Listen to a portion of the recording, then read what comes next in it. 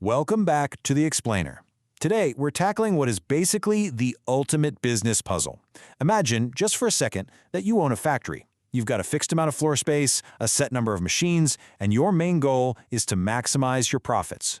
So, you start hiring workers. One worker's great, two's obviously better, but eventually, if you cram 1,000 people into one tiny warehouse, production is just going to grind to a total halt. So the massive, million-dollar puzzle every business owner faces is this: finding the exact right time to stop hiring. Think about it. If it were your money on the line, would you know exactly when to stop adding resources before things go completely off the rails? Answering this solves what's known as the producer's dilemma, which, by the way, is a classic question that shows up on pretty much every economics exam. Today, we're going to walk through an incredibly smart process of logical elimination to figure out exactly where a rational business owner should operate. Okay, let's dive right in by defining our first tool. If we're going to solve this dilemma, we absolutely have to know how to measure our success. So our first metric is total product, or TP. This is simply the total amount of stuff your factory produces over a specific period by combining your variable factors, like the new workers you're bringing on, with your fixed factors, like the factory building itself and all that heavy machinery. Next up is average product, or AP. Think of it this way. If total product is the whole pie, average product tells us how big each slice is per worker. You calculate this by taking your total product and dividing it by your total labor force. Basically, this tells us the average output you're getting out of every single worker you decide to hire.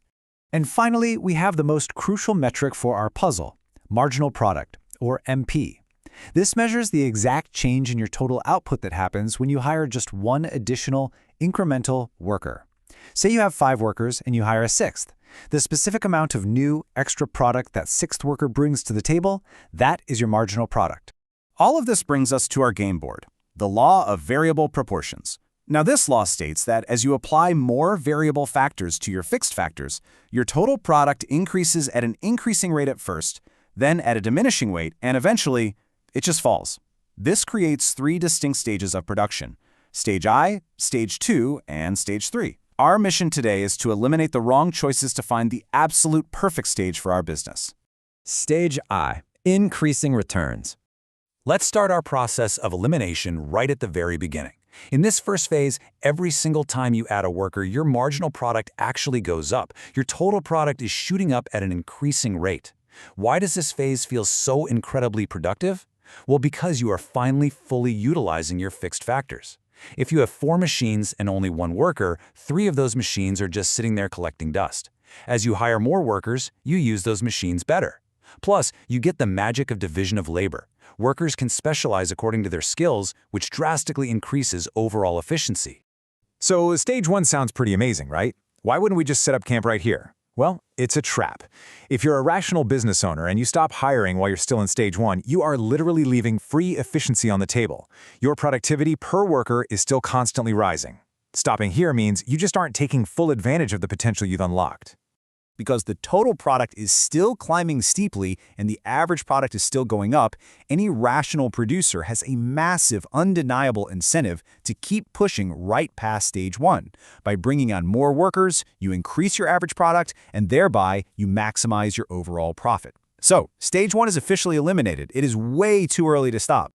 Stage 3, negative returns. Now, if more is better, why not just keep hiring forever? Well, if you jump to the other extreme and never stop hiring, you face an absolute nightmare scenario. First, you get severe overcrowding.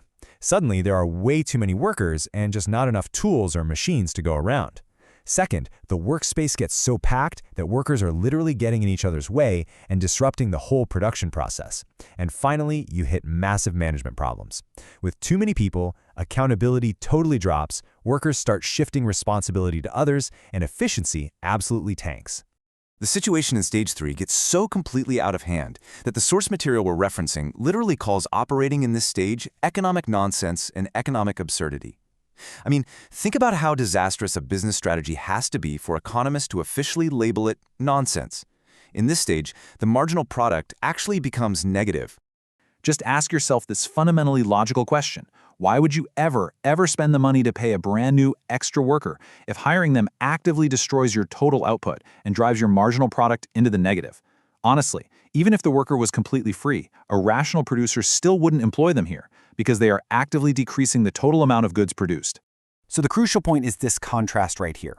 We've just eliminated 2 of our 3 options. We eliminated stage 1 because it represents unfulfilled potential. Your average product is still rising, and stopping leaves your advantage on the table. And we eliminated stage 3 because it represents active destruction. Your marginal product goes negative, and hiring more people actually shrinks your output. Stage 2. The rational choice.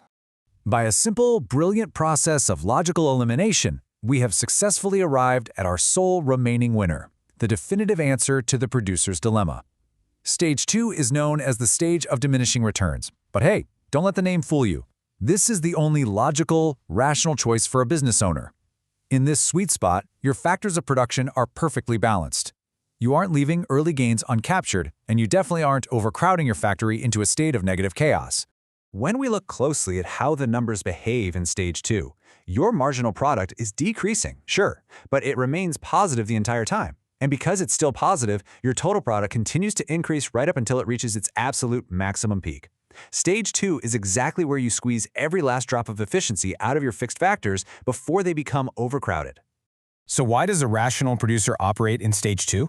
Simple, because it's the only stage where efficiency is maximized without destroying output.